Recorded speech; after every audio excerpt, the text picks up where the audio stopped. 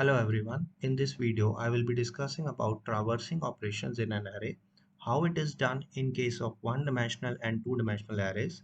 I will be also discussing various examples where this traversing operations is used.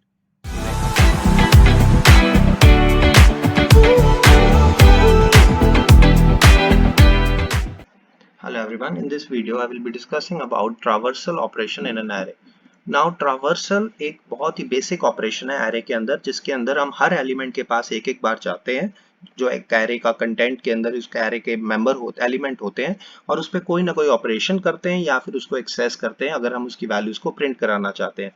तो क्योंकि हमने हर element के पास एक एक बार जाना है, तो हमें क्या करना पड़ेगा, हमें एक लूप लेनी पड़ेगी और आइटरेट करना पड़ेगा एलिमेंट्स ऑफ द एरे के ऊपर और सीक्वेंशियल मैनर में। सीक्वेंशियल मैनर का मतलब है कि हम फर्स्ट एलिमेंट से लेके लास्ट एलिमेंट तक जाएंगे। जैसे कि आप यहाँ पे एक एरे देख सकते हैं, इसमें ये हमने 5 एलिमेंट्स लिए हैं, तो इसका फर्स्ट एलिमेंट आइडेंटिफाई किया जाएगा। अगर ARR नाम का एरे है तो इसका इंडेक्स में 0 आएगा, और क्योंकि हमें मालूम है कि C++ जावा में इंडेक्स स्टार्ट फ्रॉम 0, और लास्ट एलिमेंट जो टोटल नंबर ऑफ एलिमेंट्स -1 होते हैं, दैट इज 5 -1। तो इसलिए हमने यहाँ पे एक एरे लिया है, उसका स्टार्टिंग इंडेक्स हमने ले लिया है 0, इसलिए हमने यहाँ पे इसको इनिशियलाइज कर दिया 0 से। और जो लास्ट एलिमेंट है वो हमने साइज -1 लिया है, इसलिए हमने उसको आइडेंटिफाई कर दिया साइज -1। तो ये लूप हमारी साइज -1 के लिए। अब हम कोई भी ऑपरेशन करना चाहते हैं, जैसे सम ऑफ द एरे एलिमेंट्स, या हम कोई स्पेसिफिक वैल्यू से सभी एलिमेंट्स को इंक्रीज करना चाहते हैं, तो इस तरह के काम में हमें ट्रावर्सल ही करना पड़ेगा। तो यहाँ पे हमने एक फंक्शन बनाया हुआ है जिसको हमने सम कैलकुलेट करने के लिए बनाया हुआ है, और इसके अंदर हम क्या कर रहे हैं कि हम एरे के एलिमेंट्स को सम कर रहे हैं, यानी कि हमें एक एक एलिमेंट के पास जाना पड़ेगा और उसको हमें ऑपरेशन परफॉर्म करके सम करना पड़ेगा। तो हम इसका एक छोटा सा प्रोग्राम देखते हैं जिसमें हम ये काम करेंगे और इसको बताएंगे कि ट्रावर्सल कैसे। अब हम इस प्रोग्राम में देख रहे हैं कि ट्रावर्सल कर रहे हैं, जिसके अंदर हम sum of the elements of an array determine कर रहे हैं। अब इस केस में आप देख सकते हैं कि हमारे पास ये जो एरे है, इसके अंदर कुछ एलिमेंट्स हैं, जैसे कि आप यहाँ पे देख रहे हैं int 1 2 3 4 5, आप कुछ भी नंबर ले सकते हैं। और साइज यानी कि इस एरे के अंदर कितने एलिमेंट्स है उसको डिटरमिन करने के लिए हम एरे का total size divided by the size of integer, अगर हमने इंटीजर लिए, नहीं तो हम ऐसे भी लिख सकते हैं A0 एरे, फर्स्ट एलिमेंट का जो भी साइज है। अब इसको हमने एरे को कैलकुलेट करने के लिए एक फंक्शन बना लिया, कैलकुलेट सम। अब इससे हमने एक एरे पास किया है, तो हमें एरे के साथ साथ उसका साइज पास करना है। ये हम डिस्कस कर चुके हैं, how to pass one dimensional array. अब इसमें कुछ नहीं किया कुछ खास, सम को इनिशियलाइज कर दिया 0 से, और एक एक करके हर एलिमेंट पे जाके उसकी वैल्यूज को ऐड कर दिया गया है। जैसे कि आप देख सकते हैं, sum is equal to sum plus, compound operator लिया है, sum is equal to sum plus भी लिख सकते हैं या ऐसे भी लिख सकते हैं। तो इसमें हर एलिमेंट ये आइटरेट करेगा, हर एलिमेंट का टोटल करेगा और फाइनली उसको प्रिंट कर देगा। जब ये वैल्यू वापस आएगा, तो क्योंकि एक वैल्यू रिटर्न कर रहा है और वो है सम, तो वो हमने रिजल्ट में स्टोर कर लिया और इसको फाइनली प्रिंट कर देंगे। तो इसको एक बार रन करके देखते हैं और देखते हैं कि ये सम प्रिंट करता है। तो यहाँ पे देखें कि आउटपुट आने पे ये वैल्यूज जो है हमने जो भी एरे के अंदर लिए उनका सम कर देगा। जैसे अगर हम एक चेंज भी कर देते हैं तो उसके अकॉर्डिंगली आप यहाँ पे देख सकते हैं, इसको सेव करके इसको एक बार चलाते हैं और इसमें यहाँ पे अकॉर्डिंगली चेंज हो जाएगा। तो इस तरह से हम सिंपल एरे के एलिमेंट्स को ट्रावर्स कर सकते हैं। अब ट्रावर्सिंग में हम कुछ वैल्यू जैसे डिस्प्ले करते हैं और भी बहुत सारे, या हमने मान लो कि कुछ वैल्यू से इंक्रीमेंट करना है, तो वो भी हम यहाँ पे कर सकते हैं। अब ट्रावर्सल ऑपरेशन के बहुत सारे एग्जांपल्स होते हैं। ऑलमोस्ट जितने भी प्रोग्राम्स हम एरे के पढ़ सकते हैं या और भी ऑपरेशन जो हम आगे भी पढ़ेंगे, मोस्ट ऑफ केस में ट्रावर्सल होना जरूरी है, क्योंकि मोस्ट ऑफ द टाइम आप हर एलिमेंट के आप ऊपर कुछ ना कुछ काम करते ही रहते हैं। तो यहाँ पे मैंने कुछ एग्जांपल्स दिए हैं जिसके अंदर हम देख सकते हैं कि मान लो आपने ग्रेस मार्क्स देने हैं, हर बच्चे को देने हैं। अब ये रूल तो है ये, ग्रेस मार्क्स देंगे तो हर बच्चे को, स्टूडेंट को देंगे, तो उस केस में हमें हर स्टूडेंट पे काम करना है, तो इस केस में भी हम ट्रावर्सल करेंगे। या मान लो एक एम्प्लॉयज सभी की सैलरी हमने स्पेसिफिक अमाउंट से बढ़ानी है, तो उस केस में भी ट्रावर्सल होगा। या अगर हमने काउंट करना है कि टोटल नंबर ऑफ एलिमेंट्स कितने हैं, या हमने कॉपी करना है एक एरे को अनदर दूसरे एलिमेंट एरे के अंदर, रिवर्स करना है एरे को, या हमने सम कैलकुलेट करना है, एवरेज कैलकुलेट करना है, maximum of a given value या मिनिमम भी कैलकुलेट करना है, या हमने अगर 2D डिमेंशनल एरे में भी अगर रो वाइज वैल्यूज को प्रिंट करना है, तो उस केस में भी हम ये यूज करते हैं। तो यहाँ पे हमें 2D एरे के साथ हमें एडिशन मल्टीप्लिकेशन करनी है, तो मोस्ट ऑफ द प्रोग्राम जो एरे के साथ इन्वॉल्व होते हैं उसमें ट्रावर्सल होता ही है।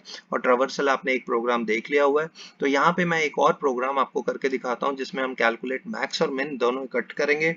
इसमें हमने ये लॉजिक यहाँ पे लिखा हुआ है जिसके अंदर हम कर रहे हैं कि हम मैक्सिमम और मिनिमम वैल्यू उसकी कैलकुलेट करके उसको, और क्योंकि हमें यहाँ पे दो वैल्यूज के साथ काम करना है तो इसलिए मैंने यहाँ पे रेफरेंस वेरिएबल भी लिया हुआ है, सो दैट जो भी चेंजेस यहाँ पे होंगी वो फंक्शन कॉल के अंदर के बाद वहाँ पे ओरिजिनल में रिफ्लेक्ट हो जाएंगी। तो इसका एक कोड देखते हैं। अब इस कोड में देखिए कि हमारे पास ये एक एरे है जिसके अंदर हमने उसका साइज निकाला हुआ है, ये एरे के एलिमेंट्स हैं और इसके अंदर हमने मैक्सिमम और मिनिमम इकट्ठे ही कैलकुलेट करना है। तो इसलिए मैंने एक फंक्शन बनाया हुआ है कैलकुलेट मिन मैक्स दोनों का।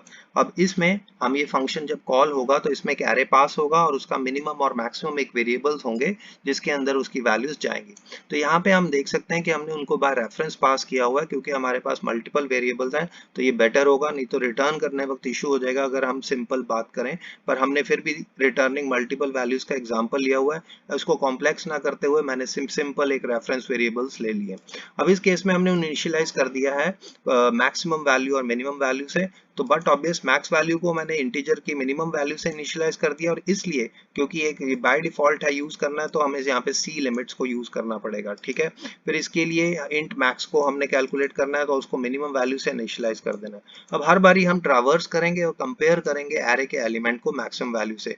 अगर तो मैक्सिमम वैल्यू मिनिमम जो जहाँ पे हमने ये सेट की हुई है, क्योंकि हमने मिनिमम से सेट किया था, अगर इससे बड़ा होगा तो बट ऑब्वियस ये सबसे छोटी वैल्यू है इंटीजर की, अगर उसकी वैल्यू इससे बड़ी है तो वो अपडेट कर देगा और मैक्स की वैल्यू को रीसेट कर देगा। इसी तरह अगर हम इसी में एक और कंडीशन लगाई हुई है कि अगर एरे की वैल्यू मिनिमम वैल्यू के साथ कंपेयर करेगा, अब अगर उस सबसे बड़ी यहाँ पे सबसे बड़ी वैल्यू दे दी है, अब इसके साथ अगर हम देखेंगे वो मिन वैल्यू को अपडेट कर देगा। तो इस टाइम हर बारी जब एलिमेंट्स में एक एक करके ये ट्रावर्स करेगा, ये जो लूप है ये हमें ट्रावर्स करने में हेल्प कर रही है, ठीक है। यहाँ पे हमने देखो इक्वल टू नहीं डाला, अगर इक्वल टू डाल दोगे तो ये हमें यहाँ पे साइज -1 भी लिखना पड़ेगा। तो ये चीज का आपको ध्यान रखना होता है कि कब आपने इक्वल टू डाला और कहाँ आपने इक्वल टू नहीं डाला। तो इस पॉइंट ऑफ व्यू से अगर हम यहाँ पे इसको वैल्यू को चलाएंगे तो ये हमें मैक्सिमम वैल्यू और इस एरे के अंदर और मिनिमम वैल्यू दे देगा। तो ये देखिए यहाँ पे हमारे पास मिनिमम वैल्यू और मैक्सिमम वैल्यू इस एरे की आ गई है।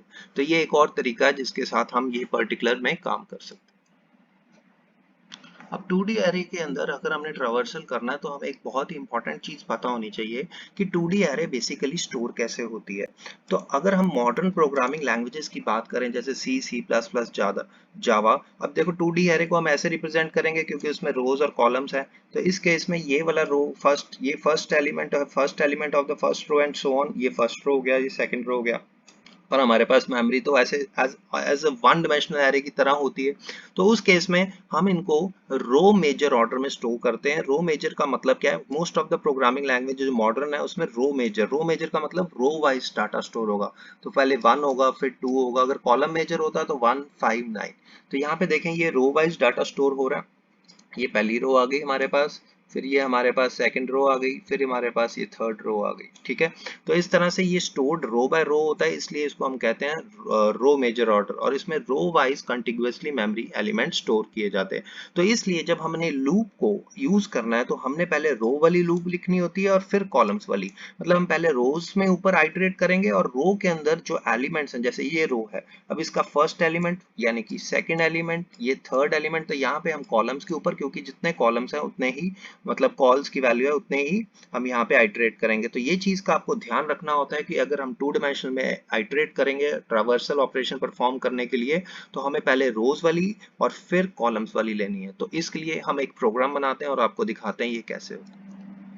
अब ये प्रोग्राम हमारे पास 2 डायमेंशनल एरे के अंदर ट्रावर्सल ऑपरेशन करने के लिए है, और इसमें हमने बताया कि रो मेजर ऑर्डर में कैसे ट्रावर्सल होती है। तो यहाँ पे मैंने एक एरे जो है पहले तो इसको इनिशियलाइज भी कराया अलग से और हमने डिस्प्ले भी कराया। तो हम इसका कोड देखते हैं। जब हमने एरे को इनिशियलाइज कराया तो हमने इस पर्टिकुलर एरे में एज्यूम किया है कि उसमें 3 रोज और 4 कॉलम्स हैं, तो इसलिए हमने इसको पहले से इनिशियलाइज करा दिया कि कॉलम्स कितने होंगे।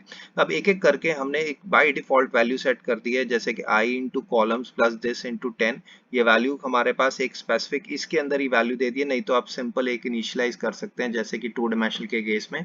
जैसे 1 डायमेंशनल में किया है उसमें 2 ब्रैकेट्स डाल के उसकी वैल्यूज को लिख सकते हैं। ये आप देख सकते हैं कि 2 डायमेंशनल एरेज को कैसे इनिशियलाइज कराते हैं, वर्क करते हैं, हमने पिछली वीडियो में डिस्कस भी किया हुआ। तो यहाँ पे हम ये आप सिंटेक्स भी आपको मालूम है, अगर आपने how to pass an 2 dimensional array to a function हमने किया हुआ है। तो यहाँ पे आप देख सकते हैं कि यहाँ पे उसको हमने ऐसे पास कर दिया, ठीक है। और रोज कॉलम इसको पता है इसलिए हम ऊपर दे दिया है, इसलिए हमने यहाँ पे इसको डिक्लेयर नहीं किया हुआ। तो यहाँ पे देखें, यहाँ पे रोज और कॉलम्स के साथ आइटरेट हो रहा है, पहले रोज लिख दिया गया है और फिर कॉलम्स लिख दिया गया है। और इसके अंदर हमने आई और जे की टर्म्स में ही वैल्यू को इनिशियलाइज कराया, तो इसलिए यहाँ पे वैल्यूज के लिए हमने इसका एक फॉर्मूला बना दिया, आई इंटू कॉलम्स प्लस जे प्लस 1 इंटू 10, ताकि हम वैल्यूज 10 20 के साथ इसको इनिशियलाइज करा सके। और बाद में इसी तरह हमने अगर आइटरेट किया रो वाइज, यानी कि रो मेजर ऑर्डर में पहले रोज और फिर कॉलम्स और उनकी वैल्यूज को प्रिंट कर दिया है।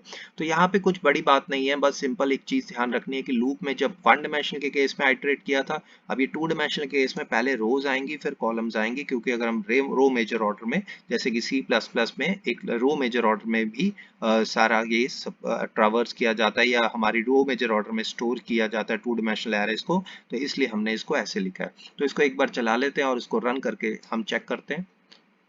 ये देखिए ये वैल्यूज को प्रिंट कर रहा है और ये वैल्यूज रो वाइज आ रही है इसमें, इसलिए क्योंकि रो वाइज प्रिंट हो, तो इसलिए अगर आप ध्यान से देखें प्रिंटिंग करने वक्त मैंने जैसे ही एक इंटरनल वाली लूप खत्म होती है, बाद में मैंने एंडल एंड डाला हुआ है।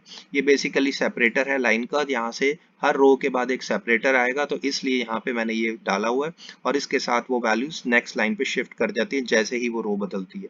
तो इस चीज का आपको ध्यान रखना है। तो इस तरह से आप टू डायमेंशनल एरे के केस में ट्रावर्सल परफॉर्म कर सकते हैं।